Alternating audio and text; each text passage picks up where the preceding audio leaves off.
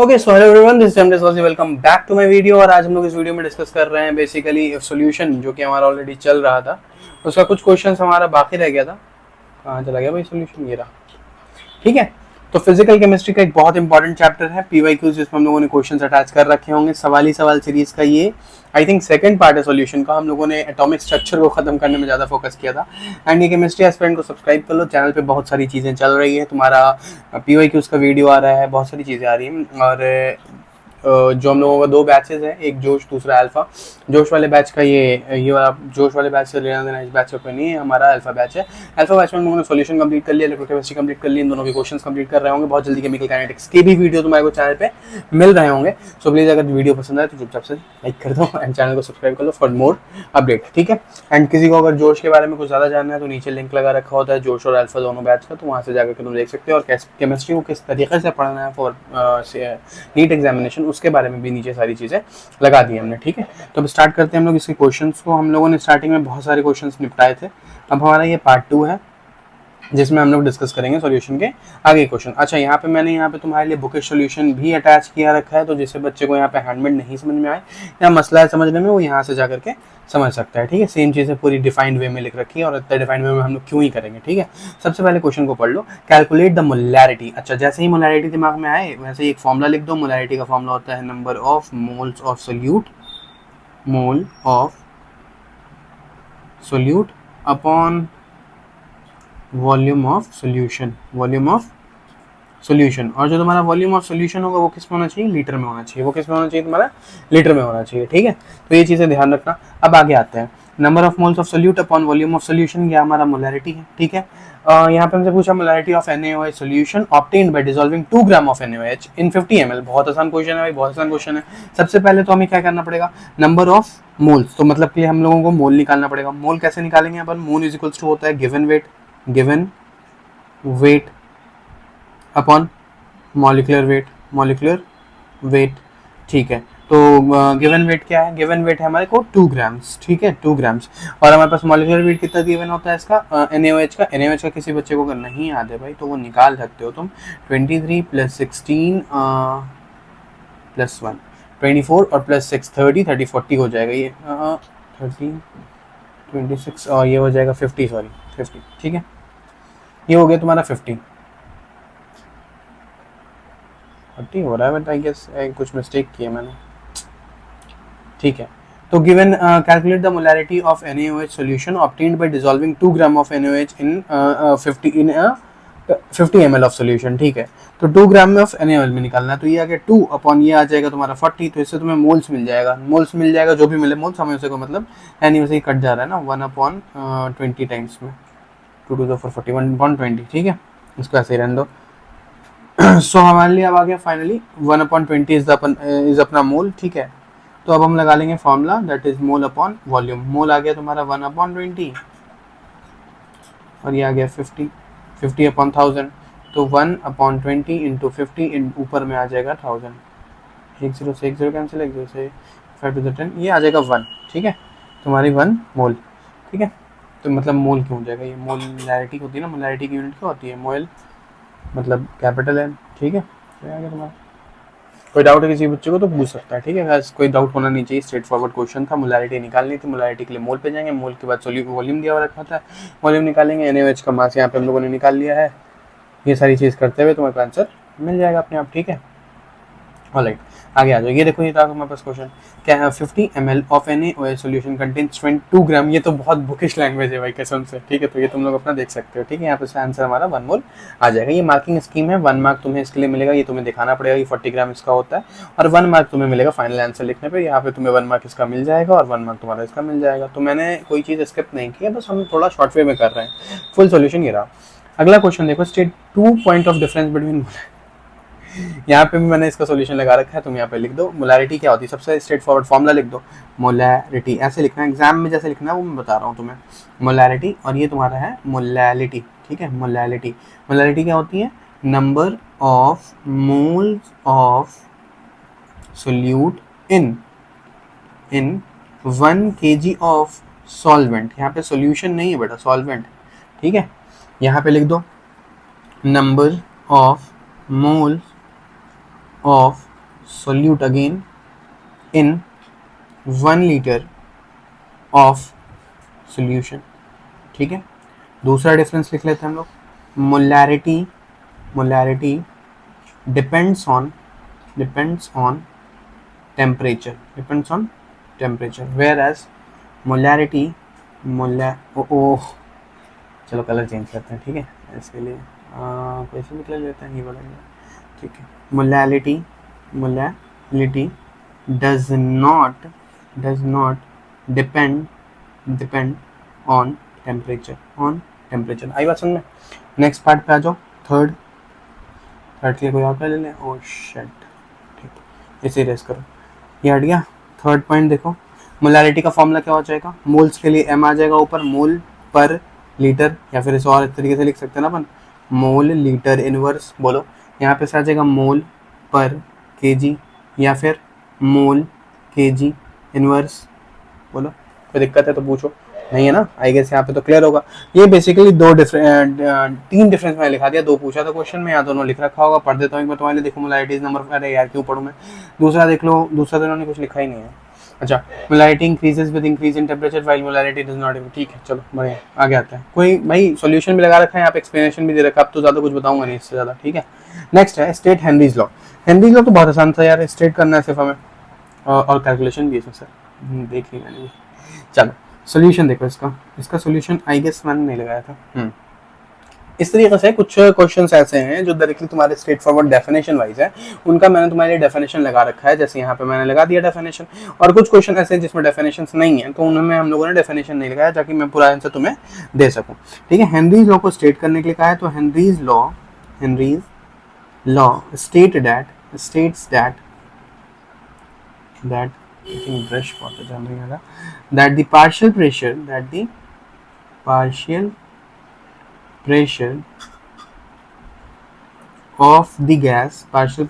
the gas in vapor phase is directly proportional, पूरा लिखना पड़ेगा, सोचा सीधे लिख के खत्म करो, is directly proportional to the mole fraction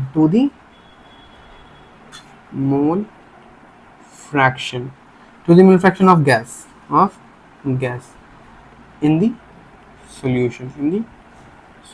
ये तुम्हारा पूरा का पूरा फॉर्मूला है, स्टेट कर दिया मैंने, ये तो मैं चैप्टर में भी हम लोगों ने कर रखा है, ठीक है। मतलब ये होता है कि partial pressure is directly proportional to x, so P is equals to KH times x, where KH इतना अगर लिख लो तो फुल मार्क मिलेगा भाई। KH क्या है, हेनरीज कांस्टेंट, क्या है, हेनरी कांस्टेंट, ठीक है, आगे होगा समझ में।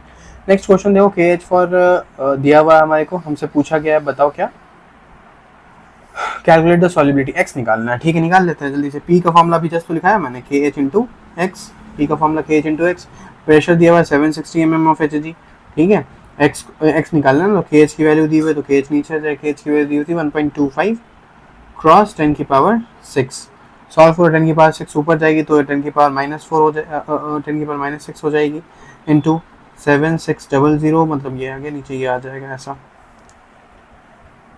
125 हटा दो, तो इसे ऊपर मैं 100 से मल्टीप्लाई कर रहा हूँ, ठीक है, नीचे 2 0 आया तो ऊपर जाके मल्टीप्लाई हो जाएगा, तो मतलब 10 की पावर 4 हो जाएगा, 125 के टेबल में ये कट जाएगा 6 बार में, ठीक है। तो इसका आंसर आ जाएगा 6 इंटू 10 की पावर -4, एग्जैक्ट 6 में नहीं कटेगा ब्रो, इसमें कुछ और आएगा, 6 पॉइंट समथिंग आएगा, बट ये तो वो क्या हो गया sir,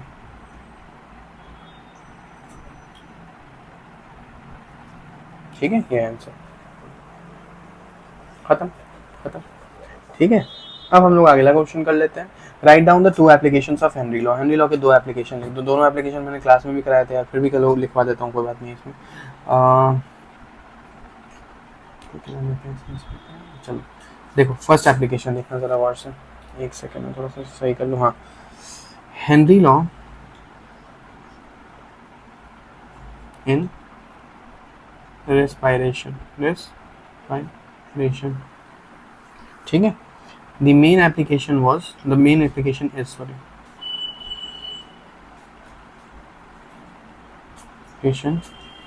application of Henry law will be Henry law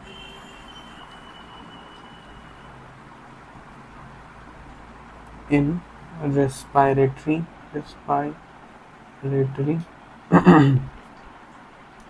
psychology is that gases will dissolve in the alveoli in the alveolio sorry alveoli and bloodstream during gas exchange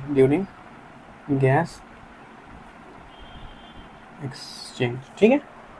ये पहला application, दो लिखना ना, मैं ये पहला है, तुम्हारी मर्जी है भाई, मैं 3-4 लिखवा दे रहा हूँ, चलो कोई बात नहीं।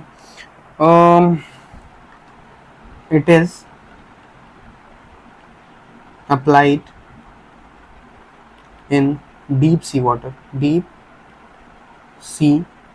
Diving it is apply in deep sea diving, वहां पर भी ये लगता है, ठीक है। थर्ड फॉर्मूला इसका देख लो, थर्ड क्या होता है, इन सॉफ्ट ड्रिंक, इन सीलिंग होता है, ठीक, इन सीलिंग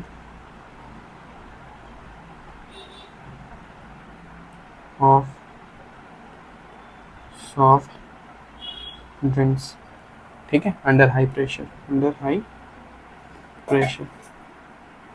अच्छा हाई छोड़ दिया ना, तो इसका अंडर हाई प्रेशर। देखो मैंने 2 तुम्हें लिखवा रखा है क्लासरूम के वाले नोट्स में, उसमें से ये थर्ड पॉइंट है, और 3 यहाँ लिखवा दिया, तो 5 हो गए भाई। जो भी लेक्चर फॉलो करोगे उससे तो एक्स्ट्रा चीज़ें मिलेगी, मैंने कहा है एज आई प्रॉमिस्ड, तो नहीं तो मिलेगी, सिर्फ सबको थोड़ी ना मिल जाएंगी, जो सिर्फ यहाँ देख रहे हो नहीं यहाँ मिलेगी, जो सिर्फ वहाँ देख रहे हो वहाँ की मिलेगी। तो ये 5 पॉइंट्स हमारे हो गए। 5 नंबर का भी क्वेश्चन आएगा तो तुम ऑलराइट। सो हमारा ये नेक्स्ट क्वेश्चन है, कैलकुलेट द मास परसेंटेज। यार मैंने सारी चीजें पढ़ाई थी वैसे। Mass percentage of benzene C6H6 and carbon tetrachloride, that is CCl4, if 22 gram of benzene is dissolved in 122 gram of carbon। अरे भाई देखो, किसी का भी मास परसेंटेज निकालना था, आई नो कि ये ब्रश है हमारे पास, मास परसेंटेज निकालना है, तो mass of that component, mass of the component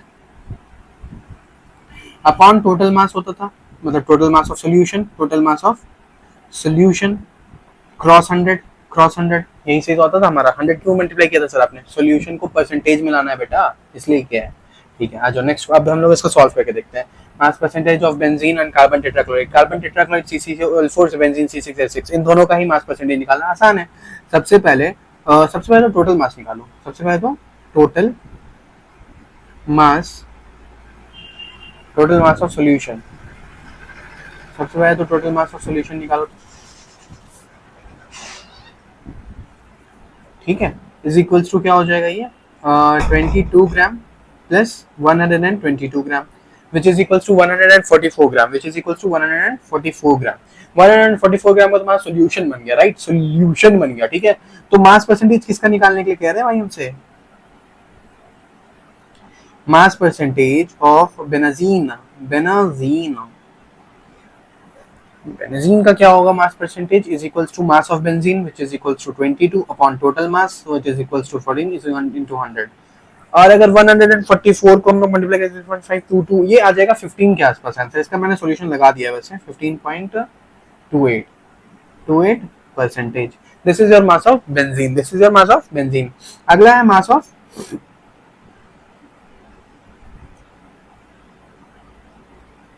tetrachloride, carbon tetrachloride, ठीक है, क्या टेट्राक्लोराइड सर, ठीक है।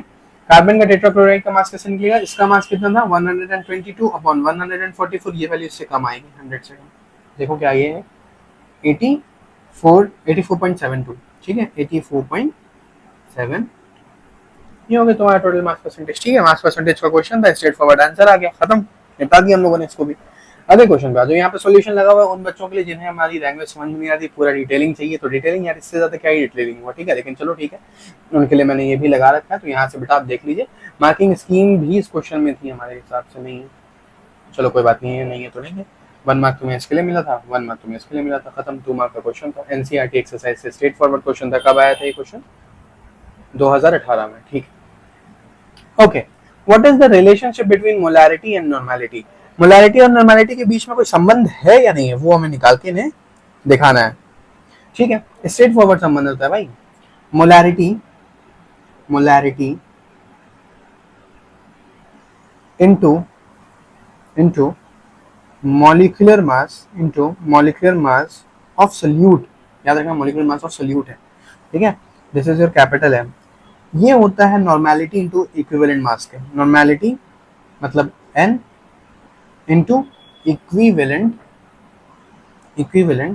मास ऑफ सोल्यूट। ये है तुम्हारा फॉर्मूला। किसके किसके बीच का रिलेशनशिप है ये? नॉर्मेलिटी। अच्छा इसमें भी नहीं सॉल्यूशन, कोई बात नहीं है, हमने तो इतना अच्छा सॉल्यूशन करा ही रहे हम तो है। ये है तुम्हारा what is the relationship between molarity and normality, which is equals to molarity into molar mass of solute into is equals to normality into equivalent mass of solute. यहाँ से तुम आराम से नॉर्मेलिटी चाहो तो वो पूछें, जो क्वेश्चन में वो पूछेंगे वो निकाल सकते हो। अगर वो नॉर्मेलिटी पूछ रहे हैं तो तुम नॉर्मेलिटी निकाल सकते हो, अगर वो तुमसे मोलैरिटी पूछ रहे हैं तो तुम मोलैरिटी निकाल सकते हो। क्लियर है बात? आगे आ जाओ। इसमें सेकंड पार्ट में कुछ क्वेश्चन है, लंबा क्वेश्चन है, उतारना पड़ेगा डेटा इसका हमें। क्वेश्चन में पार्ट में 2 में क्या क्या दिया हुआ है? 1 litre of water at NTP. अच्छा एनटीपी पे 1 लीटर वाटर दिया हुआ है। Dissolve 0.08 gram of nitrogen. 0.08 gram of nitrogen. Okay then calculate the amount of nitrogen that can be dissolve in 4 litre. अच्छा भाई हमें मास निकालना है नाइट्रोजन का जो 4 लीटर ऑफ वाटर में डिजॉल्व हो पाया। जो सबसे पहले P1 की वैल्यू देखो क्या दी हुई थी तुम्हें। अच्छा एनटीपी पे कहा रखा है और 150 mm दिया हुआ है, ठीक है। 150 mm 1050। तो P1 की वैल्यू अपने को तो पता है, एनटी पे 720 mmHg और P2 की वैल्यू तुम्हें दी हुई है 1520 mmHg, ठीक है। सॉल्युबिलिटी ऑफ गैस क्या दी हुई है तुम्हें? सॉल्युबिलिटी ऑफ गैस क्या दी हुई है?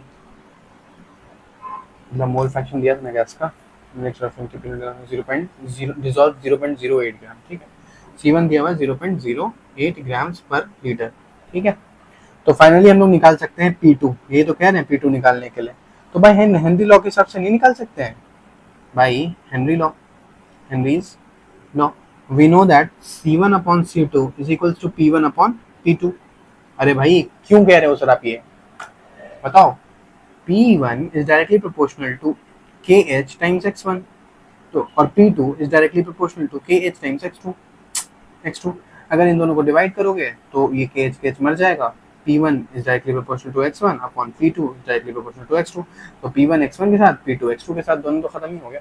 P1 is equals to C1 upon P2 is equals to C2, ठीक है। तो आ जाओ हमें पुट कर देते हैं। C2 में चाहिए P1, सब कुछ तो गिवन है। C1 times P2 divided by C2। गलत लिख दिया ना मैंने, बहुत बड़ा ब्लंडर है सर। C2 ले जाओगे उधर तो P2 हो जाएगा C1 के साथ, P2 हो जाएगा C1 के साथ अपॉन P1 नीचे आ जाएगा। 0.08 दिया हुआ है, ये 1520 है। ये है P1 की वैल्यू 720। इसे काटो तो खट से ये कट जाएगा इससे, और यहाँ पे से 2 0 नीचे आ जाएंगे। हट जा भाई जा, 2 0 नीचे आ जाओ, ठीक है। अब इसको सॉल्व करोगे तो यू विल गेट 0.16 ग्राम पर लीटर, 16 ग्राम पर लीटर। अच्छा ये तो आ गया तुम्हारा C2। तो सॉलिबिलिटी ऑफ नाइट्रोजन क्या होगी? सॉलिबिलिटी ऑफ नाइट्रोजन क्या होगा? 4 लीटर में पूछा है इन 4 लीटर, तो 4 लीटर में पूछा तो 4 से मल्टीप्लाई कर दो ना भाई। ये पर लीटर का आया है ना, तो 4 से मल्टीप्लाई करोगे you will get 4 litre, 0.64 litre, 4 ग्राम ना सर। बोलो ऑलराइट। सो ये वाला क्वेश्चन निपटा दिया हम लोगों ने। अब आते हैं नेक्स्ट क्वेश्चन की तरफ। नेक्स्ट क्वेश्चन का सॉल्यूशन मैंने लगाया है भाई, तो डोंट वरी अबाउट दैट। 8.057 ये वाली हुआ केजी ऑफ ग्लोबल सॉल्ट। अच्छा ग्लोबल सॉल्ट होता है, is dissolved in water to obtain 1 decimetre cube. Okay भाई यहाँ पे थोड़ा कन्वर्जन करना पड़ेगा हमें। हाँ of a solution of density this calculate. अच्छा डेंसिटी दी हुई है, ओके। Calculate the molarity. अच्छा मोलैरिटी, अच्छा mole factor. Oh my goodness, तो आसान क्वेश्चन है। तीनों चीजें इनमें तुमसे कैलकुलेट कराई गई है। तीनों चीजें इनमें तुमसे कैलकुलेट कराई गई। तो सबसे पहले तो भाई एक बात करो, मास निकालो। इन्होंने भी निकाला हुआ ना मास, ठीक है। तो हम लोग निकाल लेंगे मास ऑफ ग्लोबल सॉल्ट। अब ये क्वेश्चन थोड़ा सा तुम्हारा उस टाइप का क्वेश्चन था जिसमें तुम्हें डेटा याद रखने होते हैं। जैसे ग्लोबल सॉल्ट का हम लोगों ने डेटा याद करवाया था, ठीक है। तो ये रहा तुम्हारा ग्लोबल सॉल्ट का जो डेटा होता है भाई, ये फाइनली आएगा 80.57 ग्राम। यहीं से एक्सप्लेन कर दे रहा हूँ मैं, ठीक है। ये आ गया तुम्हारा ग्लोबल सॉल्ट। क्योंकि देखो अब जैसे ही तुम्हें मैंने फॉर्मूला लिख देना है यहाँ पे तुम्हारे लिए की पॉइंट्स एज अ की पॉइंट्स। जिसको नहीं याद है वो तो भाई आंधी लगा रहे हो तुम अपनी जिंदगी में। मैंने अभी 3 क्वेश्चन करा दिए तुम्हें। तो सबसे पहले आ जाओ मोलैरिटी पे। बेटा ये मैं तीसरी बार लिखने जा रहा हूँ फॉर्मूला, ठीक है। मोलैरिटी का अब नहीं लिखूंगा, चलो लिख दूंगा, number of moles of solute upon volume of solution. ये कहाँ चाहिए, कहाँ चाहिए, इन लीटर्स, कहाँ चाहिए, मोलारिटी में चाहिए। अच्छा, मोलारिटी के लिए क्या होता है, मोलारिटी के लिए क्या होता है, मोलारिटी m से होती है, मोलारिटी स्मॉल m से होती है, which is equals to number of moles of solute. Moles of solute, जो भी क्लेश था इस क्वेश्चन में वो इसके मास के बारे में था, इसके मास के बारे में था बस, और कोई क्लेश नहीं था इस क्वेश्चन में, ठीक है। मास of solute upon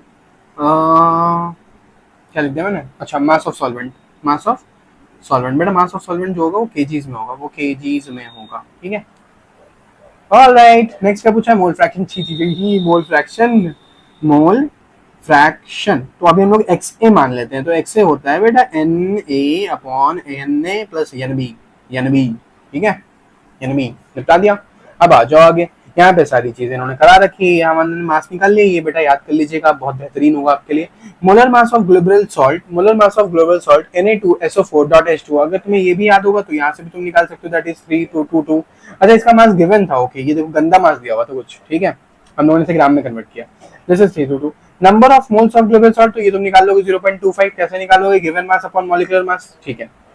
mass of solution, अब क्योंकि हमें तो मास ऑफ सॉल्यूशन चाहिए ना मोलारिटी निकालने के लिए, नीचे मोलारिटी निकालने के लिए नीचे हमें मास ऑफ सॉल्वेंट चाहिए, तो मास ऑफ सॉल्वेंट, सॉल्वेंट क्या है सर, यही तो है ग्लोबल सॉल्ट, ग्लोबल सॉल्ट का मास निकालो, वो निकालोगे तुम इस तरीके से, तुम्हें फाइनली मिलेगा 10। ये सब कन्वर्जन है भाई, कन्वर्जन तो तुम्हें आता होगा ना, केजी मीटर क्यूब था, तो हम लोगों ने इसमें ग्राम में आए पहले, फिर मीटर से हम लोग डेसीमीटर में आए, तो ये हम लोगों ने कन्वर्जन किया इस तरीके का, ठीक है।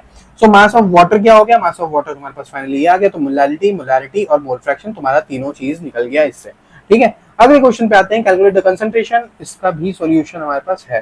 Calculate the concentration of solution that is obtained by mixing 300 gram of 25%, पहले 25% सॉल्यूशन है और दूसरे बार 150 ग्राम था उसका, तो पहले तो तुम इससे निकाल, टोटल मास निकालो सॉल्यूशन में, क्योंकि तुमसे निकलवाना चाह रहे हैं कंसंट्रेशन, और कंसंट्रेशन जब भी निकलवाएं, की पॉइंट क्या निकाला इस क्वेश्चन में तुमने, की पॉइंट ये है कि जब भी वो कॉन्सेंट्रेशन निकलवाए तो कॉन्सेंट्रेशन इज इक्वल्स टू हो जाएगा मोलैरिटी, इज इक्वल्स टू हो जाएगा मोलैरिटी। भाई आई बात समझ में, कॉन्सेंट्रेशन इज इक्वल्स टू हो जाएगा मोलैरिटी, हाँ हाँ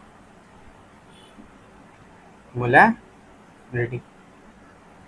अच्छा, तो यहाँ पे हमारे पास सबसे पहले तो ये निकालना पड़ेगा टोटल मास ऑफ सोल्यूशन, मास का सोल्यूशन का निकाल लिया, amount of solute present in 300 gram of 25%, 25% करोगे 300 ग्राम का, 300 ग्राम को 25% करोगे, ये आ जाएगा 75 ग्राम, आ जाएगा 75 ग्राम। इसी तरीके से 40%, तो 40% करोगे किसका, 150 का, 150 का 40%, ये आ जाएगा 60 ग्राम। टोटल कितना हो गया, 75 प्लस 60 135 ग्राम, ये क्या आ गया, मास of solute, mass of solute तुम्हारे पास आ गया, कंसंट्रेशन निकालने के लिए मास of solute upon mass of solution कर दो, ये आ जाएगा 100 से 30%, 30% जो है वो कंसंट्रेशन है किसकी, सोल्यूशन की।